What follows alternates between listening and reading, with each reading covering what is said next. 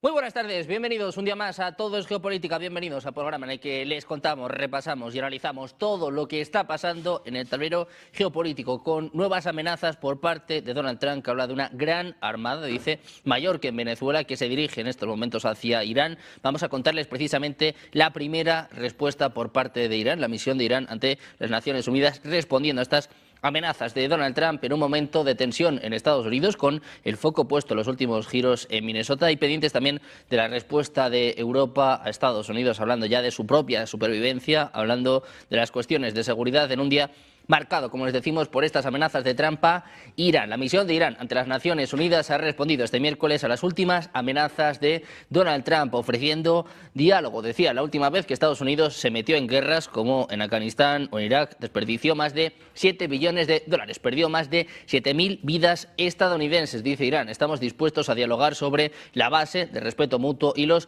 intereses, pero si nos presionan nos defenderemos y responderemos como nunca antes. Teherán advertía en un comunicado publicado en su cuenta de X de la misión ante la ONU. El año pasado, como saben, Washington atacó instalaciones nucleares de Irán, afirmando que este programa había sido destruido.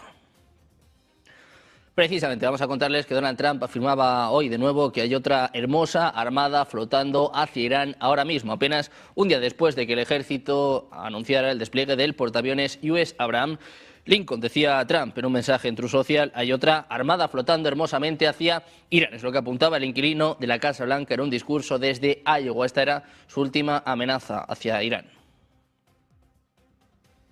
There's another beautiful armada floating beautifully toward Iran right now. So we'll see. I hope they make a deal. I hope they make a deal.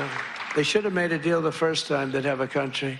And just El presidente de Estados Unidos, que también advertía que el alcalde de Minneapolis, Jacob Frey, está jugando con fuego después de que este último descartara aplicar las leyes federales de inmigración en la ciudad. Sorprendentemente, decía Trump, el alcalde Jacob Frey acaba de declarar que Minneapolis no aplicará las leyes federales de inmigración. Esto después de haber tenido una conversación muy fluida con él. Se preguntaba Trump, ¿podría alguien de su círculo íntimo explicar que esta declaración constituye una grave violación de la ley y que está jugando con fuego? Es lo que apuntaba en un mensaje en Truth Social. Este lunes, Frey decía a Trump en una llamada telefónica que Minneapolis iba a continuar cooperando con las fuerzas del orden estatales y federales en investigaciones criminales reales, pero que no iban a participar en arrestos inconstitucionales. Este era el último mensaje de Trump sobre Preti. The assessment from some of your own officials that Alex Preddy is a domestic terrorist or an assassin. Well, I haven't heard that, but certainly he shouldn't have been carrying a gun. But hey, look, bottom line, everybody in this room, we view that as a very unfortunate incident, okay? Right. Everyone, unless you're a stupid person, very, very unfortunate incident. I don't like that he had a gun. I don't like that he had 2 fully loaded magazines. That's a lot of bad stuff. And despite that, I say that's a very unfortunate. Fuentes de Minnesota, mientras ponemos el foco en Rusia. El Kremlin consideraba hoy un progreso el hecho en sí de las negociaciones a 3 bandas sobre Ucrania con mediación estadounidense en Abu Dhabi, con una segunda ronda que se va a celebrar durante este fin de semana. Nuevas negociaciones trilaterales entre Rusia, Ucrania y Estados Unidos en un día también marcado por las declaraciones de Yuri Usakov, el asesor presidencial del presidente ruso Vladimir Putin, que invitaba a Zelensky a Moscú. El foco en estas negociaciones trilaterales, mirando también a los giros en Minnesota y sobre todo con la mirada puesta en Irán, en estas nuevas amenazas por parte de Donald Trump. Nosotros vamos a ir ya con los expertos, con los analistas, y hoy les presentamos a Armando Jiménez, representante europeo del Adam Smith Center. ¿Qué tal, Armando? Buenas tardes. Encantado de estar con ustedes, como siempre. Muy buenas tardes. Tenemos también con nosotros a Carlos Rucauf, analista de política internacional. ¿Qué tal, Carlos? Buenas tardes. ¿Qué tal? Un placer, como siempre. Y contamos con Cristian Lamesa, analista internacional. ¿Qué tal? Cristian, buenas tardes. Muy buenas tardes, encantado de estar una vez más con vos y con los colegas. Bueno, pues encantados de teneros a los tres por aquí, con muchos temas que tratar y, bueno, pues como venía diciendo, ¿no?, con la mirada puesta ya en Oriente Medio, con estos mensajes de Trump que nos recuerdan a lo que pasó en Venezuela, que nos recuerdan también a lo que pasó en junio del año pasado, y con esta armada que al parecer está cada vez más cerca. Hoy decía Trump que ya no descarta usar la violencia. Cristian, si te parece, empezamos contigo. ¿Qué te parecen estas amenazas de Trump hacia Irán y cómo de cerca crees que estamos de un ataque? Yo sinceramente creo que acá está Trump haciendo algo a lo que nos tiene acostumbrados, que es esto de negociar, entre comillas, poniendo la vara muy alta, una expectativa de máxima muy alta, con esto de la hermosa flota, esta forma de hablar que tiene, aproximándose a Irán, pero al mismo tiempo hay que leer muy bien lo que dice entre líneas, y no tanto entre líneas, cuando dice que enumera aventuras militares en las cuales ha gastado Estados Unidos enormes cantidades de dinero de forma infructuosa y con el costo de vidas.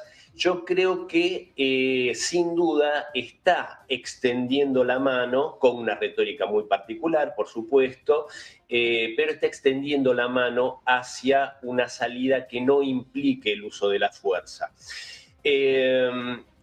Por esto que decía, sabemos claramente, porque surgió en las últimas horas, la información acerca de diálogos entre el canciller, el ministro de Relaciones Exteriores de Irán, y Steve Witkoff, mediado a través del canciller egipcio. Y sabemos que Witkoff es un muy buen negociador y está alejado de esa visión más belicista que sí podemos atribuirle a Netanyahu, que es una piedra en el zapato. Yo lo he dicho muchas veces, es una piedra en el zapato de Donald Trump. Yo creo que está más contrario a los intereses del republicano que a favor.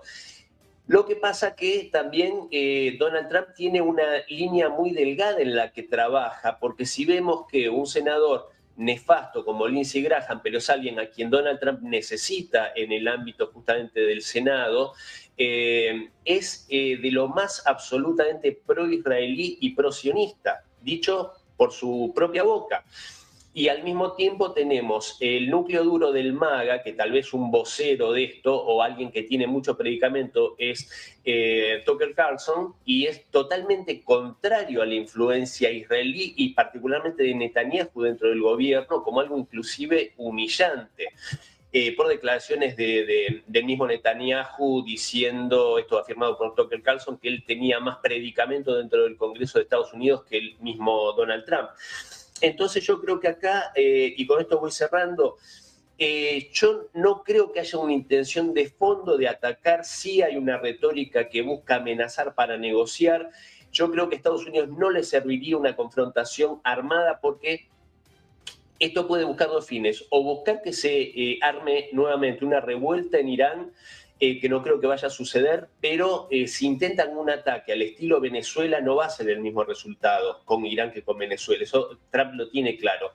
Y que lleguen estadounidenses fallecidos a su patria de vuelta no es algo que le serviría a su imagen, y menos en este año con elecciones de medio término. Y por otro lado, yo creo que sí sería positivo que Irán trate de jugar un poco más a la diplomacia, que suspendan, Estados Unidos también, esta diplomacia de megáfono, y bajen la retórica, esta retórica que parece que siempre están jugando para la tribuna, en la cual lanzan declaraciones muy subidas de tono, y que en este caso con un Donald Trump que tiene que sobreactuar la fuerza, creo que no es positivo. Y por otro lado, sería una buena opción con el tema que básicamente está el tema nuclear, el tema del desarrollo nuclear, que Irán sostiene que es para fines pacíficos, tal vez tomar la opción que le dio Rusia, que le ofreció Rusia, que es un muy buen aliado de Irán, de darle la misma Rusia en procesar el uranio y ya dárselo enriquecido para fines pacíficos.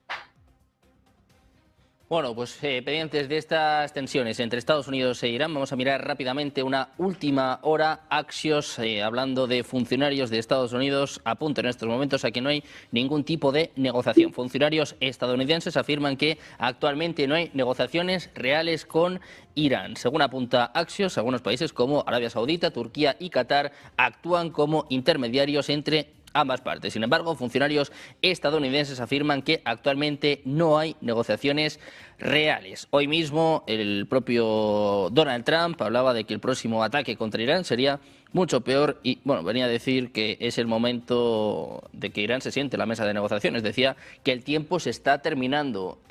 Carlos, te quiero preguntar a ti también por ello. ¿Cómo ves estas tensiones con Irán y, sobre todo, cuánto te recuerda a lo que pasó, por ejemplo, con Venezuela hace ya unas semanas? ¿Hasta qué punto crees que puede llegar Donald Trump a cumplir sus amenazas? Yo creo que va a atacar. Creo que va a atacar y va a atacar más pronto de lo que imaginamos, seguramente dentro de los próximos 10 días. Va a atacar porque además, cuando vos ves lo que dicen sus vecinos, los vecinos importantes, me refiero a los vecinos de Irán, ellos están sobre alerta máximo. Turquía cerró la frontera con Irán. Arabia Saudita, Mohammed bin Salman, habló con el máximo líder político y religioso, Jamenei, y le dijo que iba a ser neutral, es decir, que no iba a pasar por arriba de Arabia Saudita un ataque.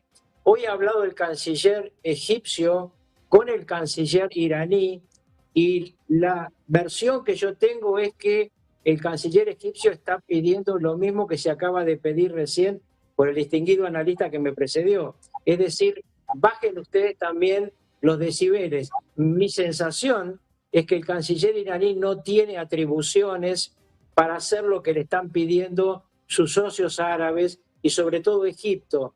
Todos los países árabes están preocupados porque nadie piensa que Estados Unidos va a invadir Irán.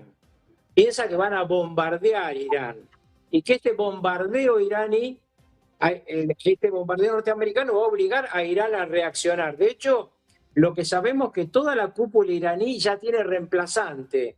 Es decir, para el caso que se intentara la operación Maduro, tiene reemplazante. Yo creo que esto no va a ocurrir porque efectivamente sería un costo en vidas norteamericanas y eso no lo quiere Trump. Pero bombardear desde el portaaviones, bombardear desde las fragatas misilísticas que están ya a tiro de Irán en las próximas 48 horas, creo que es lo que va a ocurrir. Y si contesta Irán, hay que escuchar con mucho detalle lo que acaba de declarar hace muy pocas horas Netanyahu. Netanyahu dijo, si nos atacan, van a tener una respuesta como nunca han tenido. ¿De qué está hablando Netanyahu? ¿De un ataque nuclear? Esta es la amenaza que yo creo que todos tenemos que ver. El mundo no debería desestabilizarse. La alternativa de la negociación es la lógica. El problema es que Trump le puso una vara altísima a los iraníes. Le está diciendo prácticamente que renuncien a cualquier plan nuclear y casi como que Estados Unidos tendría que monitorear la propuesta de Rusia, que es una propuesta inteligente de dame el uranio y yo te lo devuelvo, pero para uso pacífico, porque está muy claro que esto se podría controlar. Más aún, Estados Unidos podría controlar qué uranio le manda Rusia a China y seguramente se podrían poner de acuerdo. Pero no me da la impresión de que la negociación que ofrece Trump sea distinta a aquella que ofreció antes de bombardear con martillo de medianoche. Me parece que él de repente hace propuestas que después dice, bueno, no las aceptaron, tuve que actuar. Y una cosa importante para terminar, cuando en el acto político habla de la Gran Armada, que es la misma, no es que está viniendo otra armada, sino que se refiere a la que Abraham Lincoln está conduciendo, ¿no? Cuando habla ahí ante el público, la ovación del público es muy grande. Es decir, el electorado trumpista es belicista y tiene a Irán como un enemigo.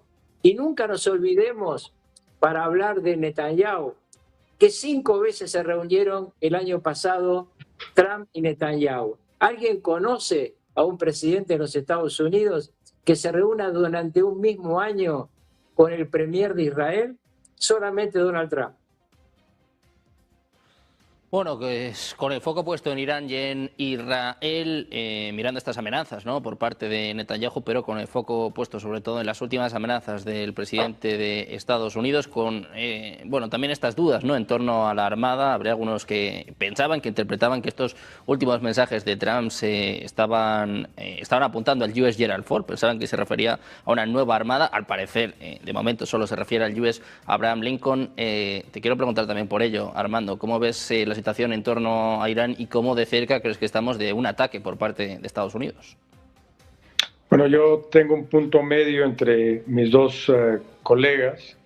Creo que hay mucha tensión y se ha subido mucho la retórica en la zona. Hay una verdadera presión por parte de Estados Unidos para alinear a Irán a los intereses geopolíticos de los Estados Unidos. No se ha cerrado el capítulo después de haber bombardeado Irán o estos lugares donde presuntamente se estaba procesando uranio, y lo que creo es que sí hay una amenaza real para sentarlos a la mesa de la negociación, problema que se ha venido escalando.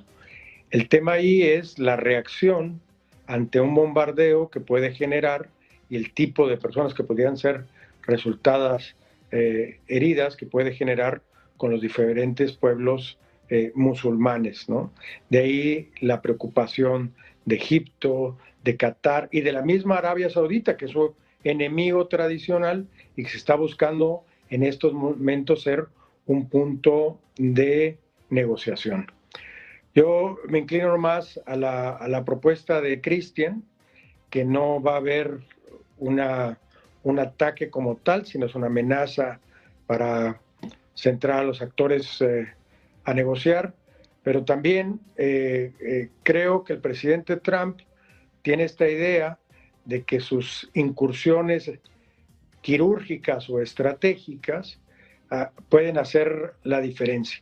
Entonces, a lo mejor un ataque muy particular, no sé con qué tipo de armamento, que no fuese demasiado sofisticado para no generar demasiada tensión en la región, pero que sí buscara precisamente forzar a que sus contrapartes iraníes se centren a la mesa de la negociación. No puede quedar el tema ahí porque contamina directamente también al tema de Gaza, que es lo que hemos estado oyendo. La presión sobre Irán ahora es porque Gaza, aunque ahorita hay una cierta estabilidad o un pacto de no agresión, sigue habiendo muchísimas tensiones y la retórica de Gaza es de no entregar las armas y no rendirse. Esto ha preocupado obviamente a los americanos, en particular a Trump, que considera el tema de Gaza como un tema resuelto, como un acuerdo al que llegaron las partes y que lleva un proceso que se irá dando. Entonces, el tema complejo, pero yo creo que porque es un año electoral, va a haber algunas declaraciones un poco belicistas o patriotas, pero por otro lado, creo que Estados Unidos no se puede permitir entrar en otro conflicto armado, porque como comentaba Christian, fueron más de 7 billones de dólares, ellos lo manejan en trillones de dólares, y bueno, se calcula a más de 8,000 personas norteamericanos, o casi 8,000 norteamericanos que perdieron la vida, ¿no?, en todas estas confrontaciones. Entonces, veo muy difícil que se pueda enganchar en ese tema. Esperemos que sea nada más para escalar las posibilidades de la negociación. Bueno, pues con el foco puesto en Irán, estábamos comparando precisamente la situación a lo que sucedió con Venezuela hace apenas unas semanas, en concreto el pasado 3 de enero. Vamos a escuchar explicaciones por parte de Marco Rubio, el secretario de Estado de Estados Unidos, comparece en estos momentos ante el Senado. Escuchamos a Rubio. Nada más. Suspend. You know the drill. Off to jail. That's a 1-year ban from the committee. Anyone who is a persistent violator will be banned for 3 years. So don't know whether the guy falls in that Por category. favor, no violen las reglas del Congreso porque eso se castiga con la prohibición para 3 años. Secretario Rubio, yo creo que usted tiene una posición más robusta que los testigos anteriores llamados a pronunciarse ante el Congreso. Sí, muchas gracias. Me gustaría discutir con ustedes todos los aspectos que habrá que discutir, pero vamos a empezar por Venezuela en particular. Y después me podrán hacer preguntas sobre lo que fue antes de la operación, pero me gustaría concentrarme más en lo que está pasando ahora, porque me van a preguntar sobre lo de antes.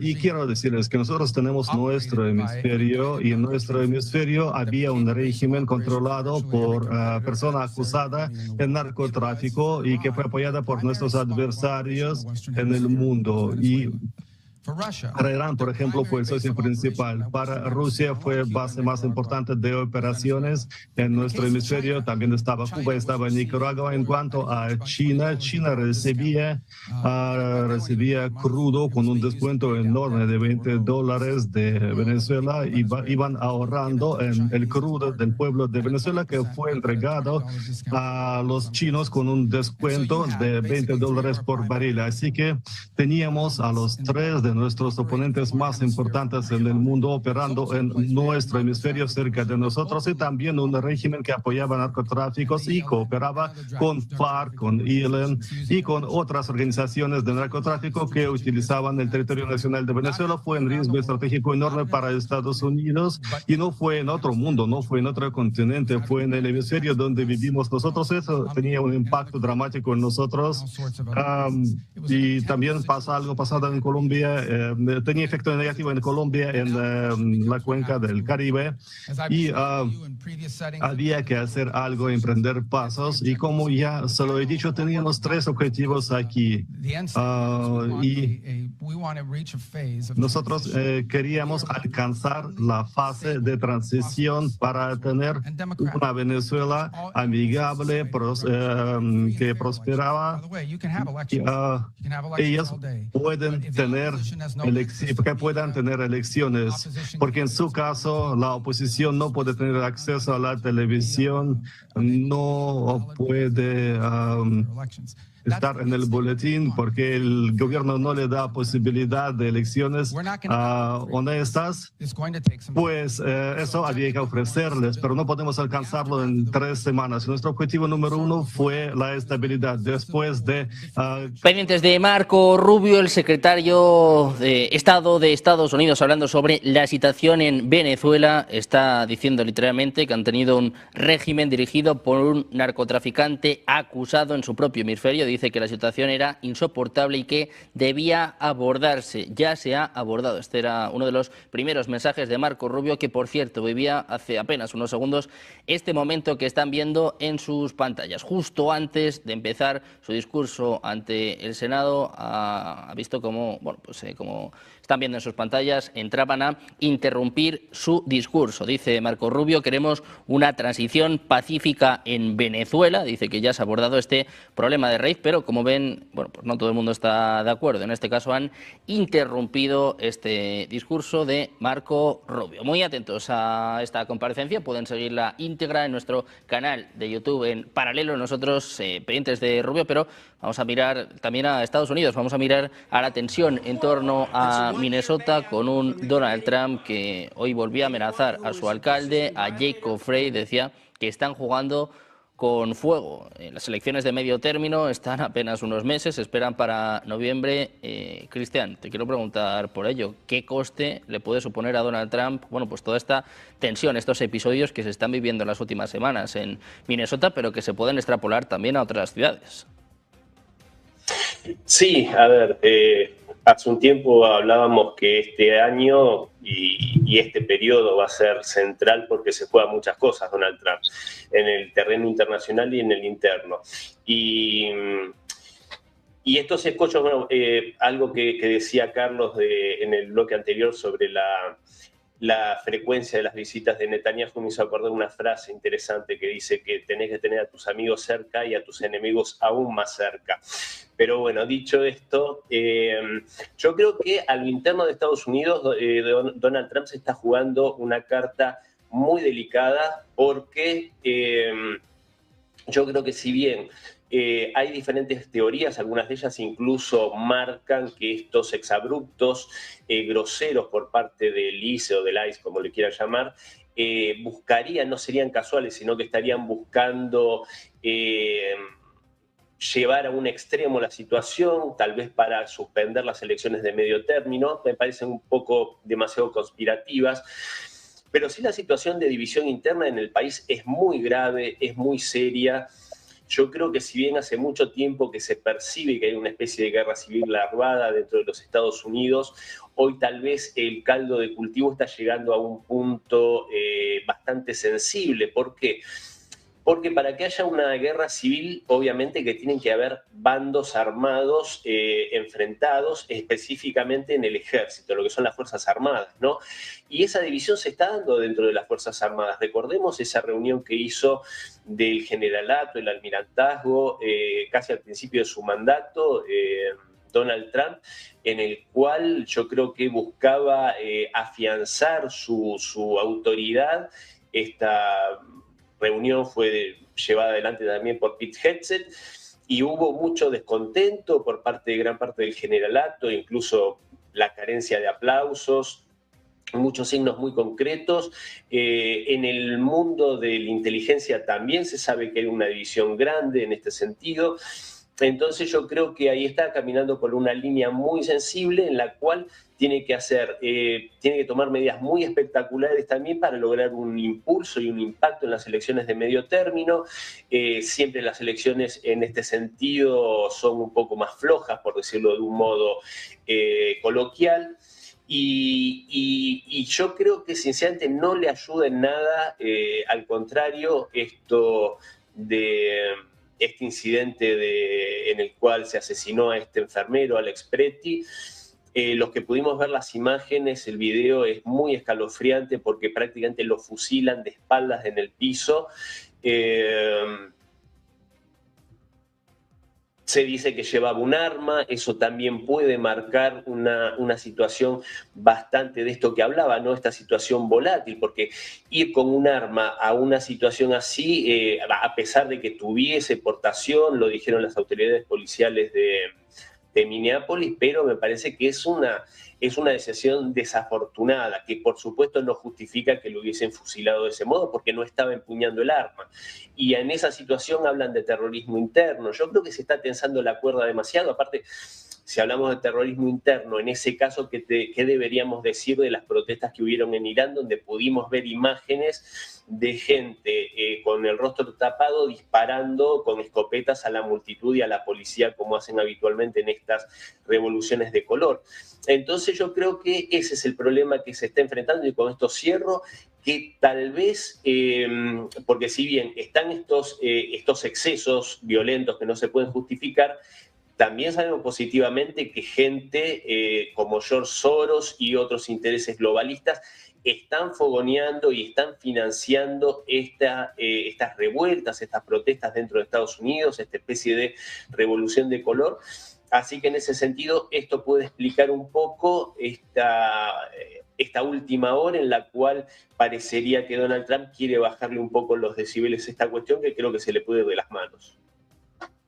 Se habla mucho de algunas organizaciones como Antifa, que al parecer están, bueno, pues detrás de estas protestas, de estas manifestaciones, que, bueno, una de las conclusiones es que le pueden salir muy caras a Donald Trump. Carlos, te quiero preguntar a ti también por esto. ¿Cómo ves lo que ha pasado en Minnesota y sobre todo este último giro con un Trump que vuelve a amenazar, en este caso, al alcalde, a Jacob Frey? Bueno, primero, un detalle que me quedó pendiente de lo anterior.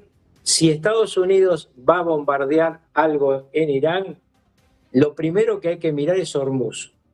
Es decir, Estados Unidos no puede permitir que Irán controle Hormuz en un conflicto. Así que la base militar que tiene la Guardia Revolucionaria iraní en Hormuz tendría que ser el primer objetivo a destruir, y el otro la estructura de lanzamiento de drones pequeños, que es la amenaza que ya le hizo Irán a la flota. Yendo al caso que me está preguntando, creo que a Donald Trump esto lo va a perjudicar mucho en materia electoral si sigue por este camino. ¿Por qué? Porque en Estados Unidos, lo que conocemos en Estados Unidos, hay 20% de la población que es republicana, 20% que es demócrata. El resto, si va a votar, decide respecto a temas emocionales importantes. Inflación, desempleo. Hay una bronca con el inmigrante ilegal muy bien sembrada por mucho tiempo por Donald Trump y fue base en su campaña electoral. Pero una cosa es que se lleven inmigrantes ilegales y otra cosa es que se mate un norteamericano en el piso. Y creo que esto es un tema de lo que uno llama la red line, la línea que vos la cruzás y en lugar de beneficiarte te perjudica, porque la polarización claramente es el estilo de Donald Trump. Pero hay polarizaciones y polarizaciones. En mi opinión, Donald Trump debe estar siendo aconsejado ahora a que baje los decibeles. Es muy difícil conseguir, me consta por mucha gente que conozco al gobierno norteamericano, que Trump se baje de un caballo que está galopando, porque él cree siempre en más y más. Por eso mi opinión respecto a lo de Irán, no porque crea que sea bueno, porque creo que es así el temperamento de Trump y cuando lo provocan y le dicen no lo va a hacer y si lo va a hacer te la devuelvo, bueno, eso a él lo incentiva, es la personalidad de este hombre. Ahora, en este tema, si no desencillan, van a tener problemas en las elecciones del 3 de noviembre, porque ustedes recuerden que Estados Unidos tiene diversas zonas de votación. Y esta zona de votación, por ejemplo, si toma Cuba, efectivamente Trump lo va a beneficiar en todo el sur de Estados Unidos, en todo lo que es la sala de representantes y obviamente en el reemplazo del secretario de Estado, porque el senador por Florida que reemplaza a el secretario de Estado se elige también este 3 de noviembre, igual que el de Ohio, que el de Vance es Ohio, no me acuerdo. Creo que sí. Bueno, pero en todo caso se eligen 2 senadores más, los del vicepresidente y el secretario de Estado. Entonces, a lo que yo voy es, en el sur hay cosas que benefician, Venezuela, Cuba, pero esta violencia interna yo creo que lo perjudica el conjunto de la más media. Bueno, pues el foco puesto en Minnesota y en si Trump termina desescalando o no, sobre todo hoy con estas amenazas al alcalde. Ayer hablaba, por ejemplo, con Tim Walz, intentaba de alguna forma, bueno, pues precisamente esto, ¿no? Desescalar, una especie de tregua. Armando, te quiero preguntar por lo mismo, ¿qué puede suponer esto para Trump y sobre todo cómo puede afectar de cara a las elecciones de noviembre, donde es que Trump se está jugando mucho? Ayer mismo decía que en el caso de que pierda espera un juicio político, no espera un impeachment de los demócratas. Bueno, sabemos en primera instancia que casi todos los presidentes, tanto demócratas como republicanos, pierden el Congreso en las elecciones medias. Esta ha sido casi una constante continua. Clinton, con toda su popularidad, le pasó, etcétera, ¿no? Aquí lo que tenemos que entender que esta tensión política, esta polarización que ya existe en Estados Unidos está escalando a algunos niveles preocupantes, porque como bien comentaba Carlos, no es lo mismo que haya habido una agresión directa contra un norteamericano, una persona tristemente de piel blanca, con el cual se identifican una gran parte de la población americana, que con los docenas de asesinatos que hubo en la época de Obama, a muertes de afroamericanos por parte de la policía. Tenemos que entender también que la policía americana tiene una serie de facultades que no se tienen en otros países. El desafiar la autoridad está altamente penado. El representar un riesgo contra la seguridad de la autoridad les autoriza y les permite, y casi siempre lo ganan, en el uso de la fuerza, aunque ésta sea excesiva. Este tipo de acciones como disparar varias veces. Desafortunadamente, esta persona, que no creo que su intención fuera de agredir ni de generar conflicto, sí iba armada. Y eso le dio yo que estudié el LLM en Estados Unidos, pues toda la justificación para la autoridad para el uso de la fuerza. Y van a argumentar que temieron por su vida, que no sabían si tenía otro tipo de arma y que por eso lo limitaron. Que fue uno solo el que hizo todos los disparos, pues habrá ahí un juicio y un debate muy importante. Ese es un tema, ¿no? Pero hay que recordar también que no solo se vincula con el tema del ICE, sino esta idea del poder que tiene el gobierno federal sobre esto que se han llamado los santuarios o ciudades santuario en los Estados Unidos. Y el problema con Tim Ward es que ha sido en su retórica también, digamos, de mucha confrontación, ¿no? Mandó a volar, por no decir con otras palabras mucho más fuertes, al presidente de los Estados Unidos en televisión nacional. Y no podemos olvidar también que el tema es especialmente candente en Minneapolis porque hay una defraudación de más de $5,000 millones por parte de la comunidad somalí, que se casaban o presentaban documentos como si estuvieran casados padres y hijos o hermanos, etcétera, para pedir subvenciones, y que ha tenido un desfalco en muy pocos años, con una población de cerca de 100,000 personas, de entre 5 y 7,000 millones de dólares. O sea, es la segunda fuente de ingreso más importante de Somalia.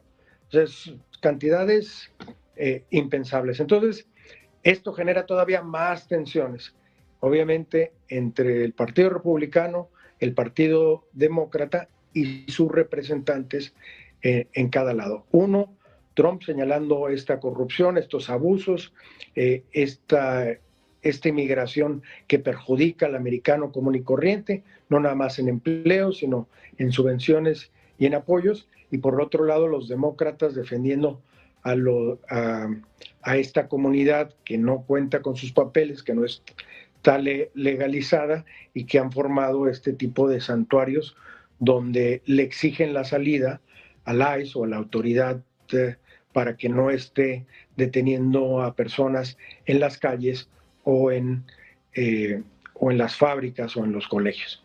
Esto es simplemente reflejo de esas dos visiones tan diferentes. Aunque hay que recordar, valga la pena hacerlo, que con un perfil, digamos, menos agresivo, pero con la misma fuerza, Obama deportó más personas y detuvo más personas, y que las políticas de separación familiar de niños con adultos y de tenerlos en estos, como se llamaban, jaulas, pues fueron con Obama. Entonces, hay mucho ruido mediático, hay acciones que qué bueno que hay, la prensa las está tocando para que se medie o se busque encontrar puntos medios, pero hay que tratar de encontrar los puntos importantes en todo este ruido mediático y entender cuáles son verdaderamente los intereses. Y son una postura totalmente diferente entre unos y otros. Bueno, pues precisamente mirando a Estados Unidos y a Donald Trump, hoy el foco está puesto sobre todo en la Reserva Federal, con esa decisión a las 8 de la tarde, con programación especial desde eso de las 7:30, en un día en el que se está mirando mucho al dólar. Se hablaba durante toda la semana de una posible intervención de la Reserva Federal sobre el Banco de Japón, si podría haber o no una intervención en torno al yen. Hay declaraciones por parte del secretario del Tesoro de Estados Unidos, Scott Bessent. Ha enfriado las especulaciones de que Estados Unidos podría considerar intervenir en el mercado cambiario para vender dólares a cambios de yenes japoneses. Dice además que están promocionando una política de dólar fuerte. Decía Bessent, Estados Unidos de ninguna manera está interviniendo en el mercado cambiario para fortalecer el yen. A preguntarle sobre si Estados Unidos tomaría esta medida, decía Bessent, no hacemos comentarios, salvo decir que tenemos una política monetaria fuerte. Dice el propio Bessent que siempre ha mantenido una política monetaria fuerte y que eso implica establecer los fundamentos adecuados. Dice además que si la Reserva Federal, que es Estados Unidos, tiene una política sólida, el dinero fluirá. Dice que la reducción del déficit comercial de Estados Unidos debería conducir automáticamente a una mayor fortaleza del dólar con el tiempo. Ayer hablaba Trump y se hundía el dólar, hoy intenta salir a rescate el secretario del Tesoro, Scott Bessent. El secretario del Tesoro, vamos a pasar al secretario de Estado. Vamos a volver a escuchar a Marco Rubio compareciendo en el Senado dando explicaciones sobre el ataque a Venezuela. Los que están al otro lado del pasillo.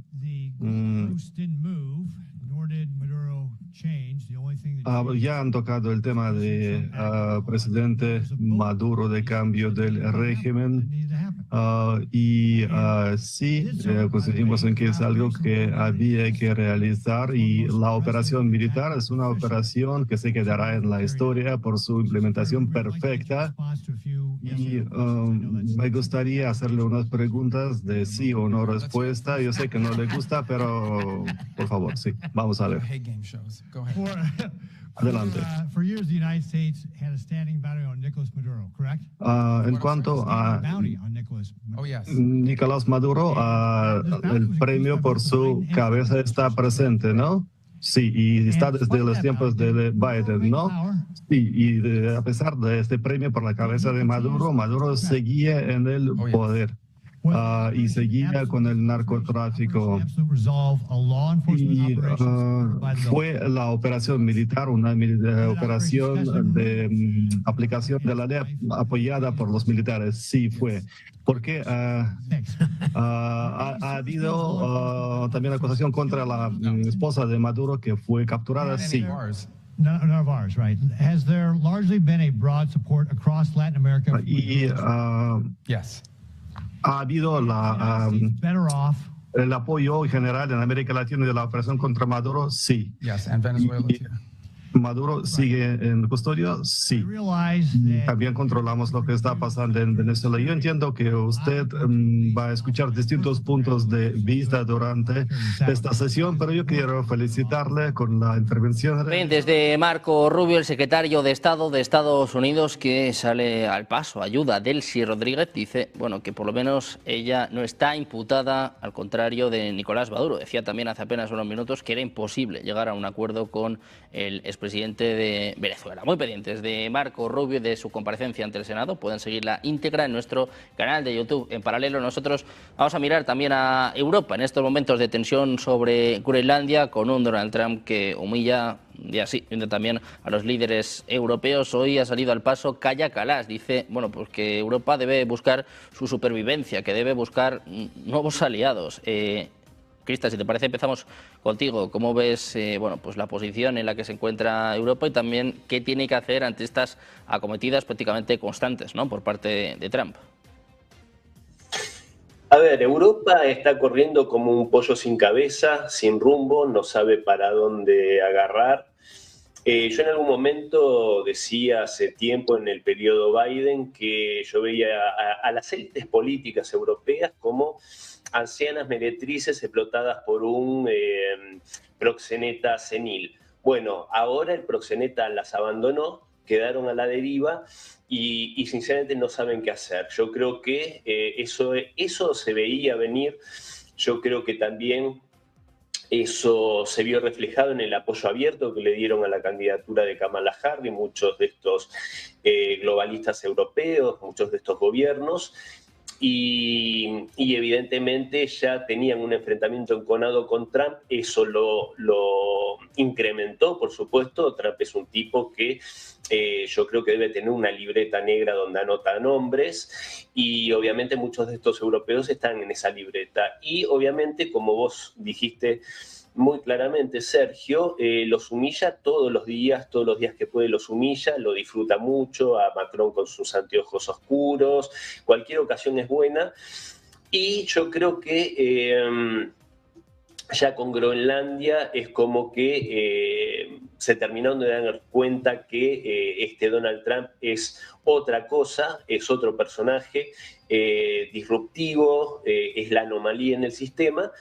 Y ahora parecería que intentan buscar dónde acomodarse, buscar buscar cobijo. Y el problema es que cómo buscar cobijo sincero y real por ejemplo, en China, cuando estos mismos personajes se cansaron de decir exabruptos acerca de China, de su presidente, diciendo que eran enemigos, que eran una amenaza, para seguirle la corriente y hacerle el caldo gordo a Biden, por ejemplo. ¿Qué va a buscar? ¿Cobijo en Rusia? A quien tienen hace casi 4 años en una guerra solapada de la OTAN contra Moscú, y más atrás en el tiempo haciendo un genocidio contra la población del Donbass. Todo esto amparado después del golpe de Estado contra Yanukovych, que fue justamente amparado por la Unión Europea y por el gobierno de Obama. Entonces es difícil, le queda pocas cosas en el prospecto. Parece que se quieren arrimar a India. Bueno, India sí va a hacer sus negocios, pero India tampoco olvida lo que fue el periodo colonial, lo que hicieron en su territorio, y esto no porque lo diga yo, sino porque lo han referido en alguna ocasión cuando han querido enseñarles moral y decirles que no tenían que consumir los hidrocarburos rusos porque eso era muy malo, y le respondieron poniéndolos bien en su lugar. Con el Mercosur, van a buscar aliados en este acuerdo con el Mercosur, que en definitiva va a terminar destruyendo la soberanía alimentaria europea, algo que ya parece que vienen queriendo hacer estas élites globalistas. Así que el futuro de Europa es muy incierto, o en realidad yo no diría que es incierto, es bastante claro, desgraciadamente, para sus poblaciones, pero bueno, sus poblaciones que también tendrían que tomar su futuro en sus propias manos y sacar a estos personajes del poder. Pero básicamente Europa ha caído en la intrascendencia, no tiene ningún tipo de relevancia geopolítica, y trata de cobrar esa relevancia, y los interlocutores creo que contienen la risa, eso es todo. Bueno, pues pendientes de Europa y bueno, de cuáles son sus posibles salidas, con el foco puesto en China, en Rusia y sobre todo en estos vaivenes por parte de Donald Trump. Carlos, quiero saber cómo lo valoras tú. ¿Qué puede hacer Europa y sobre todo si está a tiempo de abrirse nuevos campos, de buscarse nuevos aliados? Bueno, lo primero que tendría que hacer Europa es cambiar sus líderes. Este póker de inútiles que son Pedro Sánchez, Starmer, Macron y Merz realmente no le sirven de nada a Europa. Han perjudicado absurdamente a Europa porque siempre tratan de cubrir con expresiones externas sus torpezas internas. Fracasan con sus pueblos y lo que le proponen es más impuestos para hacer una armada indestructible que no puede existir, porque ellos cuando plantean equiparse militarmente para enfrentar a Rusia, ¿cuántos años le va a tocar gastar plata y lograr que sus pueblos vivan peor? Se acabó el estado de bienestar, no tienen capacidad de reemplazo, y en lugar de plantearse algo nuevo, algo distinto, digamos, una suma de nacionalidades, viven en una utopía que ya ha muerto. El otro día el presidente Milei hablaba de que Maquiavelo ha muerto. Yo no sé si Maquiavelo se murió, pero la Unión Europea hace rato que agoniza, y la OTAN también. En consecuencia, tienen que encontrar otra forma. Trump les está planteando un camino. Este camino que yo estoy diciendo, porque en su momento mandó al vicepresidente a Múnich a decir esas mismas cosas. Es decir, a Merz era un inútil, obviamente a Macron se le burla porque quiere que llegue Bardella, a Pedro Sánchez lo ningunea. Bueno, Pedro Sánchez se ningunea solo porque debe ser el peor presidente de la historia de España. Starmer es un hombre que un día quiere frenar la inmigración ilegal y al otro día da marcha atrás porque ve que tiene problemas en su partido, pero mientras le crece la derecha adentro de Gran Bretaña. Todo esto se ve con nitidez. Cualquier informe que llegue a la mesa de Trump dice: frente a ti no hay nadie. Entonces avanza, y cuando plantea lo de Groenlandia escuchás estos soft de ¿quién le puede decir que no a Trump? Bueno, amigo, lo que tenés que tener es un plan de alternativa. ¿Qué querés hacer? ¿Qué haces con Groenlandia? Groenlandia es clave en el Ártico, la compartís, la explotás en conjunto, llegás a un acuerdo con todos los países del Ártico, hablás con China, con Rusia y con Estados Unidos de este tema, pero están muy encerrados. Entonces, lamentablemente, porque obviamente yo, como tantos latinoamericanos, somos hijos de esa Europa, somos hijos por descendientes, además culturalmente, vemos con una inmensa pena esta decadencia que está muy bien representada como un pollo sin cabeza. El problema más grave, yo diría, es que además las cabezas que quieren ser, como von Leyen, son realmente lamentables, porque vas a hacer un acuerdo con el Mercosur con pompas y platillos y luego cuando lo querés pasar por las autoridades de la Unión Europea terminás en la justicia. ¿Y para qué firmaste? Bueno, pues muchas preguntas sobre este acuerdo con Mercosur, también el acuerdo con India, en un momento en el que el foco está puesto también, ¿no? Precisamente los líderes europeos. Armando, te quiero preguntar por esto, estas declaraciones hoy de Kaja Kallas, que dice pues que Europa está luchando por su supervivencia, que no puede depender solo de Estados Unidos. Bueno, es que esto ya lo sabíamos después del reporte de Draghi sobre la competitividad de Europa, que fue duro, claro y enfático, de, por un lado, la altísima dependencia energética que tiene Europa de otros países, lo fue de Rusia, pero ahora es del gas natural licuado norteamericano principalmente, o sigue siendo una parte importante también rusa, no ha desaparecido totalmente petróleo y gas. El hecho de que todos los procesos de investigación en la que son consideradas como las tecnologías de futuro también se ha venido rezagando de manera importante, que tiene 70 años, que le ha permitido tener un estado de bienestar único y que es ejemplo a nivel mundial y que debe de ser aspiracional para todos los países, pero que sin embargo en el tema de seguridad se ha venido relegando porque lo ha dejado todo a los Estados Unidos. Solamente hay que pensar que hay más de 200 y pico de bases en Europa, que hay más de 100.000 soldados, ¿no? Y que el principal armamento de defensa, todo está conectado con los Estados Unidos, tanto inteligencia como antimisiles, como estos famosos domos, etcétera, que se pueden conectar o desconectar apretando simplemente un botón desde los Estados Unidos.